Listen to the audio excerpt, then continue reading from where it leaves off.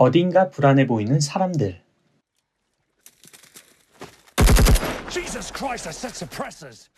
잠시 후 작은 소리의 총을 발사하는 군인.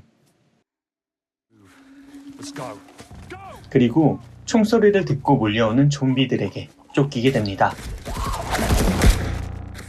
급히 도망을 치며 사격을 해보지만 뒤에서 등장하는 좀비에 의해 위험에 빠지게 됩니다.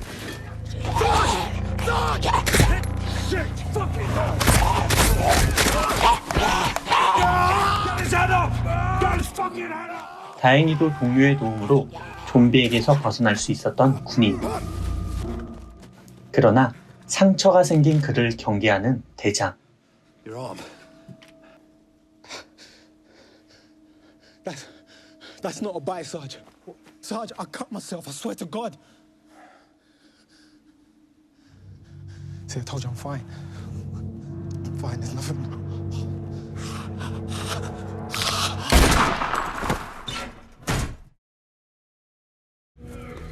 콘크리트로 둘러싸인 방 안에 군인들의 통제를 받으며 살아가는 아이 멜라니. 사이렌이 울리며 찾아오는 군인들에 의해 어딘가로 이동하게 됩니다.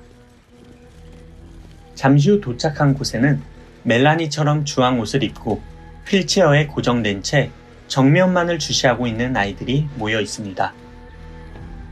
이들이 갇혀 있는 장소는 백신을 개발하기 위한 군사지역. 세계는 의문의 바이러스에 감염되어 헝그리라는 1세대 좀비로 가득 차게 되고, 바이러스에 감염되었지만 인간과 같은 감정을 지닌 아이들을 발견하게 되는데, 여기 있는 아이들이 감정을 가진 좀비 헝그리 2세대입니다. Christ, look at the creepy little fuckers. How can she stand being that close to him? 이러한 아이들 중 유난히 저스티노를 잘 따르는 아이, 주인공 멜라니. 멜라니는 유독 자신들에게 친절한 그녀와 언제까지나 함께할 수 있으면 하는 마음뿐입니다.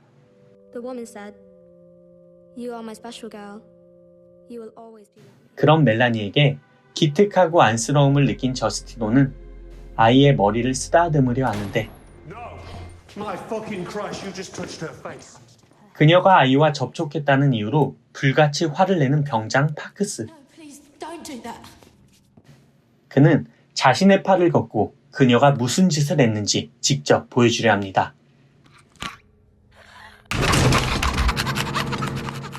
얌전하게 그녀를 따르던 아이들은 순식간에 좀비처럼 변하며 눈앞의 팔을 먹기 위해 달려듭니다. 겉으로 보기엔 웃고 떠들며 감정을 표현하는 여느 아이들과 다르지 않지만 아이들의 정체는 결국 헝그리.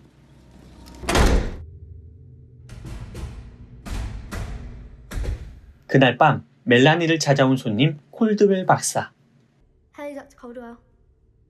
What are you writing? Subjects' responses, mimicry of observed. 그녀는 멜라니에게 이해할 수 없는 이야기와 Give me a number from 1 to 20. 13. 의문의 질문을 던집니다.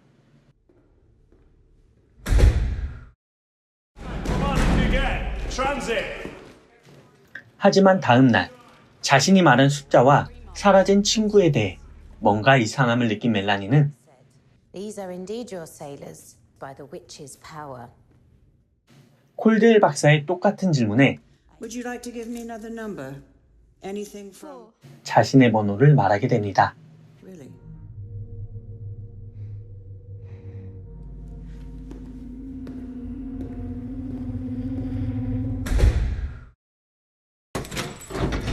그리고 다음 날 자신의 방에 찾아온 파크스에 의해 평소와는 다른 장소로 이동하게 되는데, 아이가 도착한 곳은 백신 개발을 진행 중인 콜드웰 박사의 실험실. Good morning, Melanie.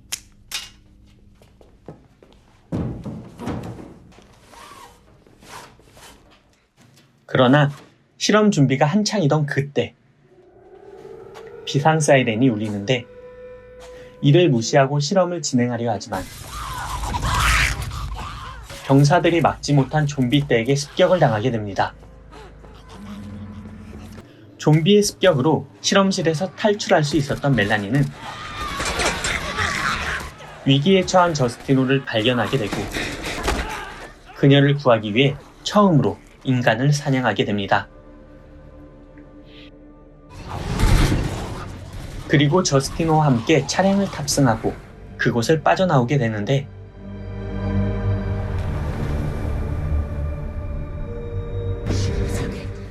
이미 차량에 탑승하고 있던 박사를 마주하게 됩니다.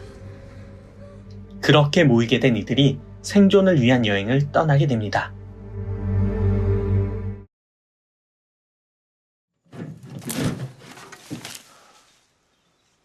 Bullet hit the fuel line, so we're back to Shanks's pony. 더 이상 트럭을 운행할 수 없는 상황이 처한 이들은 가까운 도시인 런던까지 걸어서 이동하기로 합니다. 하지만 얼마 지나지 않아 헝그리들이 가득한 도시에 도착하게 되고 이동할 방법이 없는 이들은 가까운 건물로 피신을 하기로 하는데 그곳에서 멜라니는 Dr. Caldwell, what am I? 자신의 정체를 인지하게 됩니다. They found something else. 수색을 하던 파크스 팀이 발견한 것은 속이 텅 비어있는 임산부들. 산모를 통해 감염된 태아들은 산모의 장기를 먹고 태어났으며 They ate their way out. 그 결과 바이러스에 감염되었지만 지성을 갖고 있는 멜라니와 같은 2세대 헝그리가 태어났다고 이야기합니다. But that's what you are. 다음날 주변에 몰려든 헝그리들로 인해 갇혀버리게 된 일행들. Yesterday must have brought him. Look, if we wait, something, and they'll run off chasing it. It's gonna be all I right. can do it. 멜라니는 자신이 헝그리들을 유인하겠다고 이야기합니다. 자신이 헝그리의 공격을 받지 않는 감염체임을 알게 되었기에 이들을 돕기로 합니다.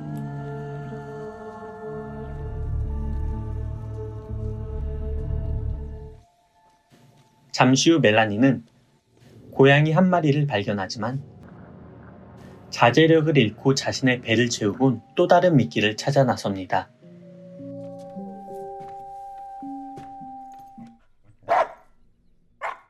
그러던 중 발견한 강아지 한 마리.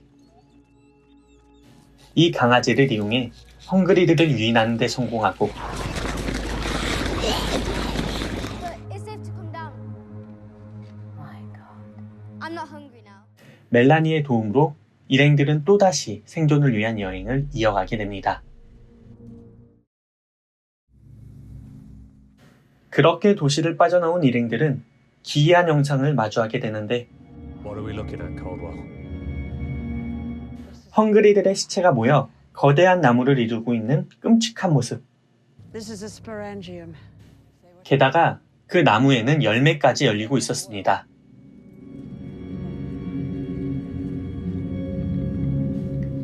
잠시 후 이들은 연구시설이 구비된 장갑차를 발견하게 되는데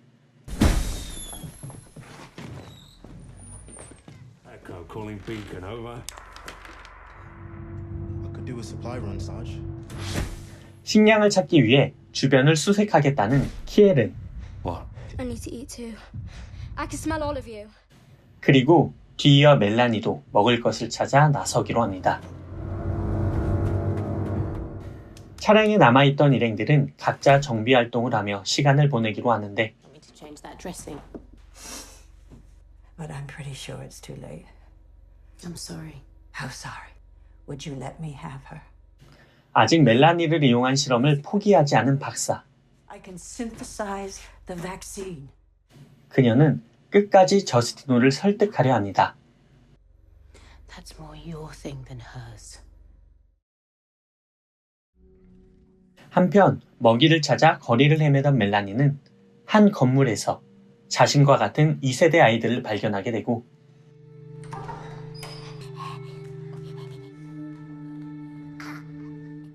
이들이 키에렌을 발견했으며 그를 노리고 있다는 사실을 알게 됩니다.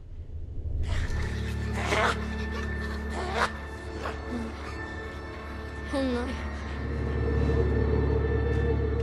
곧장 차량으로 복귀해 키에렌이 위험하다는 사실을 알리는 멜라니. I saw them. They're exactly the same as me. They're just going to hunt him down.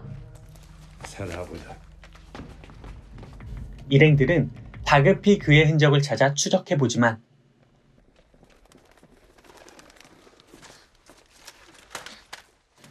일행들이 발견한 것은 먹이로 전락해버린 그의 시체였습니다. Dirty little We fucker. just want to live. As soon as we get in, we hit. 동료의 끔찍한 모습에 당장 떠날 계획을 세우며 복귀하지만 백신 개발만을 생각하고 있는 콜즈웰 박사에 의해 모두 의식을 잃게 됩니다. 그녀의 계획은 일행들이 기절한 틈을 타 실험을 진행시키려던 것. 그러나 금방 정신을 차린 멜라니에 의해 숲으로 돌아가게 되고 Melanie, would you want to see Miss Justineau turn into a monster? An animal? No. 저스티노를 이용해 멜라니를 설득해 보기로 합니다. I promise. It won't hurt. 저스티노를 사랑하기에 거절하지 못한 멜라니는 박사의 말에 질문을 던집니다. Exquisite mimicry of observed behaviors. Do you still think that, Dr. Caldwell?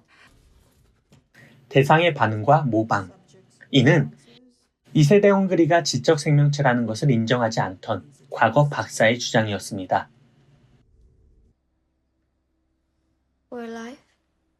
Yes. Then why should it be us who die for you? 과거와는 다른 박사의 대답에 또 다른 질문을 남기곤 자리를 벗어나는 멜라니. Melanie. 그럼에도 포기하지 않고 멜라니를 따라 나서는 콜드웰 박사. 그녀는 또 다른 아이들을 마주하게 되고 이들의 먹이로서 생을 마감하게 됩니다. 한편 헝그리들의 시체로 만들어진 거대 나무에 도착한 멜라니는 가져온 성냥을 이용해 나무에 불을 붙여버리는데 불길의 열기로 인해 나무의 열매들이 열리게 되고 그렇게 새로운 생명의 씨앗들은 세계 곳곳으로 퍼져나가게 됩니다.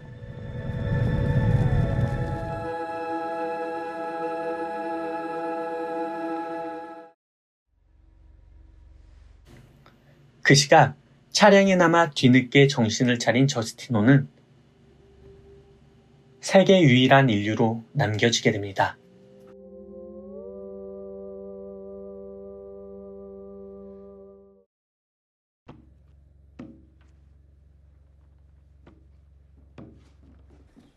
Morning, Melanie. Can we have stories? That'll be lots of time. 좀비라는 소재로 새로운 패러다임을 제시했던 영화 멜라니. 수많은 좀비 영화가 인간의 시점에서 멸망해가는 세상을 바라보았다면 영화 멜라니는 멜라니라는 새로운 생명체의 시점에서 새로운 세계가 구성되는 모습을 보여주는 영화였습니다. 또한 좀비와 인간의 대립을 구성하는 여느 좀비 영화들처럼 어떻게 해서든 인류를 존속시켜 나가려는 인간 무리와 인간을 포함한 모든 생명체를 먹어치우려는 좀비 무리, 헝그리가 등장하지만 멸망한 세계의 이유를 상상할 수 있게 만들어주는 헝그리 2세대의 등장으로 이 영화만의 차별성을 다시 한번 느끼게 해줍니다. 영화 속 등장하는 좀비, 헝그리의 특징은 이렇습니다. 냄새와 소리로 먹이를 추적하며 본능만을 가지고 모든 생명체를 섭취하는 헝그리 1세대와 인간처럼 지적 능력을 가지고 태어난 헝그리 2세대, 곰팡이 포자 형태를 가진 바이러스에 감염되어 인간에서 헝그리로 변하며 등장하게 되는 1세대와 산모의 뱃속에서 바이러스에 감염되고 산모의 장기를 먹고 태어나게 되는 헝그리 2세대. 이렇게 태어나는 과정이 다른 만큼 각자의 역할까지 확연하게 다릅니다. 이미 곰팡이균에 감염되어 인간에서 헝그리가 된 1세대들은 일정 라이프 주기가 다하게 되면 번식의 단계로 넘어가 오직 곰팡이균을 퍼뜨릴 숙주로서의 역할만을 가지게 되고 지적 능력을 가지고 태어나는 2세대들은 인류의 멸망 이후 다음 시대를 살아갈 주역으로서의 역할을 다하게 됩니다. 이렇게 영화가 좀비를 또 다른 생명체로 묘사하며 관객들에게 전달하려는 메시지는 박사 키드웰로부터 얻을 수 있게 됩니다. 영화를 시청하는 관객의 입장에서는 답답하고 악인처럼 느껴졌을 박사이지만 같은 인간으로서 인류의 생존을 생각해 본다면 영화 속 그 누구보다 든든하게 느껴지는 인물 키르을 박사. 처음부터 끝까지 멜라니를 실험 재료로서 생명체로 인정하지 않던 그녀는 영화 후반부에 들어서 결국 살아있는 생명체, 새로운 존재로 인정하고 받아들이게 되는데 그런 박사와 관객들의 심장을 찌르는 멜라니의 한마디. And why should it be us who die for you?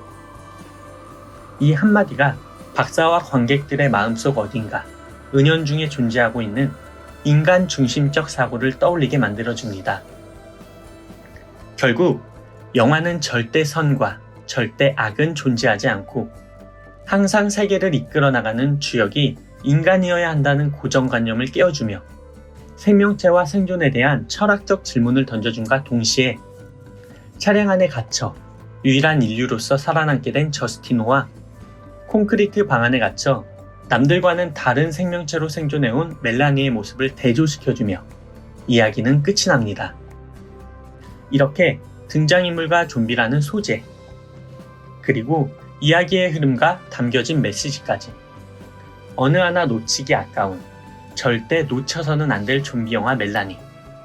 시청해보시기를 꼭 추천드리며 리뷰를 마치겠습니다. 리뷰가 마음에 드셨다면 구독과 좋아요 부탁드리며 끝까지 시청해주신 점 정말 감사합니다.